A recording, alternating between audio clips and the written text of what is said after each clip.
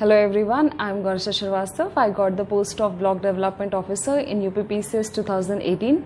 This was for the second time that I got this opportunity of writing the mains. So I'm just going to tell you कि whatever I learned from the mistakes which I made in my first attempt and I tried to rectify it ताकि जब मैं इस time ये mains लिखूँ तो I just get a very good rank. So I'm just going to tell you all the tips and tricks which I used up. So as you all know कि इसमें भी 3 पार्ट होते हैं, prelims, mains and interview. So I just want to tell you कि जो sources है वो तो सबके सेम ही होते हैं कि लाइक आप मॉडर्न डे स्पेक्ट्रम पढ़ सकते हैं हिस्ट्री के लिए, पॉलिटी के लिए Laxmikanth. So what I am just going to tell you that what you should do so that you get a very good rank. Like आप बार बार प्रीलिम्स के लिए तो आप रिवीजन बहुत ज़्यादा इंपॉर्टेंट है. आई फील लाइक आप जितना ज़्यादा रिवीजन करें उतनी अच्छी रैंक आएगी. एंड स्पेशली करंट अफेयर्स वगैरह आप डेली बेसिस पे कवर करें. लाइक जैसे न्यूज़पेपर होता है तो what shortcut you can do. Starting में मेरे को 2.5 घंटे लग जाते थे, 3 घंटे लग जाते थे कवर अप करने में खाली न्यूज़पेपर. तो मैंने क्या किया, like you just watch video. Like my brother Abhishek he makes video of the Hindu current affair. आप उसका वीडियो देख लो क्योंकि पिक्टोग्राफिक मेमोरी होती है, तो आप एक बार वीडियो देख लेंगे उसके बाद फिर आप जब न्यूज़पेपर पढ़ते हैं तो फिर आपको जल्दी समझ में आ जाता है. प्लस प्रीलिम्स क्लियर करने का तो सबसे सही तरीका यही है कि आपका जो भी कोर्स हो, जो भी आपको प्रीलिम्स के लिए पढ़ना है वो आपका 1 हफ्ते पहले ही कवर अप हो जाए ताकि आप एक्सक्लूसिव रिवीजन करें. लास्ट के 1 वीक में तो आपको कुछ भी नया पढ़ना ही ना हो. So coming to mains, I just want to tell you कि जैसे हमारे जीएस का पेपर होते हैं, 4 जीएस के पेपर हो गए एंड प्लस उसके अलावा आपका ऑप्शनल हो गया ऐसे और मेरे में हिंदी भी होता है. तो what you can do is आप उसका जो भी सिलेबस है जीएस का पूरा आप उसको सिलेबस का प्रिंट आउट निकाल के मैंने वॉल पे लगा लिया था सो दैट मेरे को डेली बेसिस पे हर एक टॉपिक का आइडिया लग जाए कि ये टॉपिक हमारे कोर्स में है. And what I did was कि मेरे पास कम से कम ऐसा हो कि हर एक टॉपिक के ऊपर कम से कम 2 पेजेस का मैटर तो हो ही, कि अगर इन्फ्लेशन एंड इट्स कॉजेज पूछा है, अगर मुझे कॉजेज नहीं भी याद आते तो कम से कम इन्फ्लेशन की डेफिनेशन तो याद है, हम वो तो लिख सकते हैं. So that will fetch you marks. And दूसरी चीज़ें हैं कि जैसे आप अपना जो टाइम का स्टडी करते हैं आप उसको 2 स्लॉट्स में डिवाइड करें. लोग कहते हैं 12-12 घंटे पढ़ो, उसका कोई फ़ायदा होता नहीं है. आप 2 स्लॉट्स में पढ़ाई करें. आप 4 आवर्स या 5 आवर्स करके डेली बेसिस पे पढ़ें. कि लाइक जैसे मैं थी तो मैं 8 to 3 पढ़ा, फिर मैं सो गई, उसके बाद फिर मैं नेक्स्ट स्लॉट में पढ़ाई करती थी. उससे क्या होता है, आपका टाइम का एकदम सही मैनेजमेंट होता है and you are able to perform in a much better way. तो वो चीज़ काफ़ी अच्छी होती है एंड मुझे लगता है कि उससे आपका माइंड भी बहुत अच्छी तरीके से काम करता है. एंड दूसरी चीज़ मुझे ये लगती है कि आप स्मार्ट स्टडी करें, लेबर स्टडी मत करें, क्योंकि यहाँ पे आप जितना स्मार्ट वर्क करेंगे उतनी जल्दी आप अच्छा परफॉर्म कर पाएंगे. जैसे मैं क्या करती थी, मैं छोटी छोटी कोड्स बना लेती थी. जैसे एथिक्स पेपर का था तो एथिक्स में मुझे पता है केस स्टडी बहुत इंपॉर्टेंट होती है, तो मैंने एक कोड बना रखा था IAVAPMC², like introduction, actors, values involve, ethical dilemma क्या क्या है. मुझे ये भी लगता है कि आपको अपने सेकेंड हाफ के पेपर की तैयारी पहले करनी चाहिए, बिकॉज फर्स्ट हाफ को रिवाइज करने का टाइम होता है बट सेकेंड हाफ को रिवाइज करने का बिल्कुल भी टाइम नहीं होता. 9 to 12 पहला एग्जाम होता है, 2 to 5 सेकेंड होता है, तो वो बीच में सिर्फ 2 घंटे का टाइम होता है जिसमें आपको रिवीजन करना होता है. तो ये चीज़ है कि आपका GS paper 2, GS paper 4 and optional का सेकेंड पेपर तो बहुत अच्छे से तैयार होना चाहिए.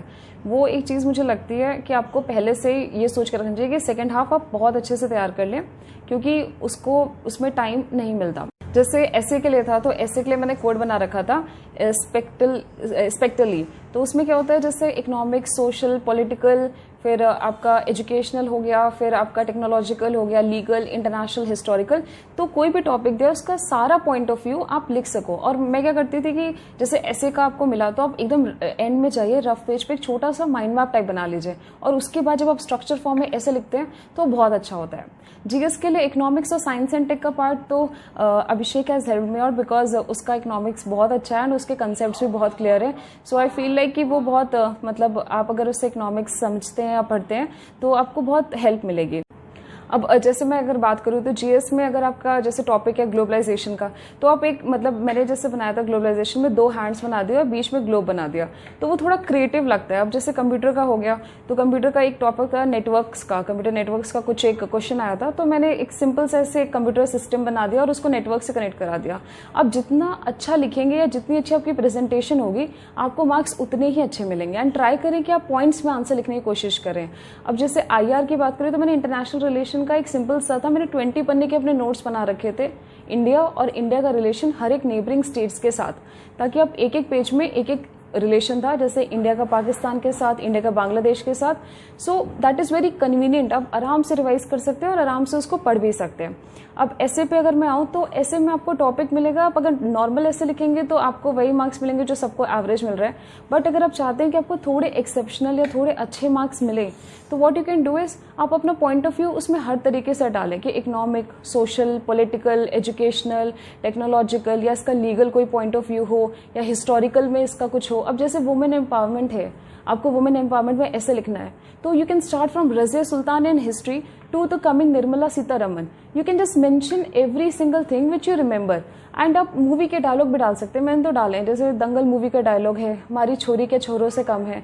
तो this is actually promoting women empowerment. So आप ये सब चीज़ें जब आप अपने आंसर में डालते हैं तो वो और भी अच्छा लगता है और आपके मार्क्स और अब जैसे कि गवर्नमेंट की स्कीम्स हो, कुछ भी गवर्नमेंट ने नया इंप्लीमेंट किया हो, इकोनॉमिक सर्वे का कुछ भी डेटा आपको मिलता है, आप उसको कोट ज़रूर करें. जो जितना आपको याद है आप लिखें, और आप ज़रूर से लिखें. तो मुझे ऐसा लगता है इससे आपको ज़्यादा मार्क्स ही मिलेंगे.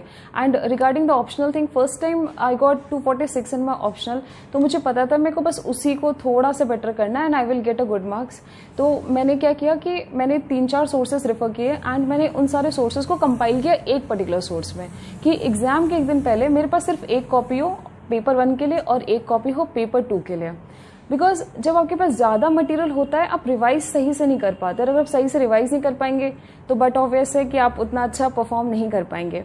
अभी सिंपल सा एक बात है कि अगर मैं आपको 400 पेजेस की कोई बुक दूं, आप उसको पढ़ने बैठे और आप 100 पेजेस की बुक पढ़ें, तो आई थिंक आप 100 पेजेस आप जल्दी पढ़ भी सकते हैं और जल्दी रिवाइज भी कर सकते हैं. उससे आपके मार्क्स और अच्छे ही आएंगे. एंड ऑप्शनल में मैंने एक चीज़ और की थी इस टाइम पे, जैसे एम एन श्रीनिवासन जी या फिर AR देसाई, जो भी आपको थिंकर्स के नाम याद हो वो आप मेंशन कर दें. मतलब मेरे हिसाब से आप जितना क्रिएटिव, जितना अच्छा लिखेंगे उतने अच्छे आपको मार्क्स मिलेंगे. एंड अब बस in the end I just want to sum up with everything कि अपना बेस्ट दो. The day you give your 100%, no one can beat you. कितना भी तगड़ा कंपटीशन क्यों नहीं होगा, बट अगर आपने अपना 100% दिया है, आपका सिलेक्शन ज़रूर होगा. And this I can guarantee you.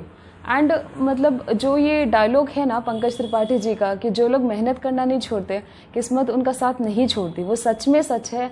कि अगर आपने मेहनत की है आपको मिलेगा ही मिलेगा. बस आप मेहनत करें और सही डायरेक्शन में करें, आपका सिलेक्शन कंफर्म है. एंड ये एक चीज़ है जिसपे मैं एक्चुअली भरोसा करती हूँ, दैट मालिक कभी किसी के साथ नाइंसाफ़ी नहीं करता. अगर आपने मेहनत की है तो आपको फल मिलेगा ही मिलेगा. आज नहीं तो कल आपका सिलेक्शन ज़रूर होगा. And I just want to say all the very best to all the aspirant who are giving this attempt this very year and also for the future attempts. And अगर आपको कोई भी डाउट हो, कोई भी query हो, आप comment section में डालिए. I will try to reply to as many people as possible. Thank you so much.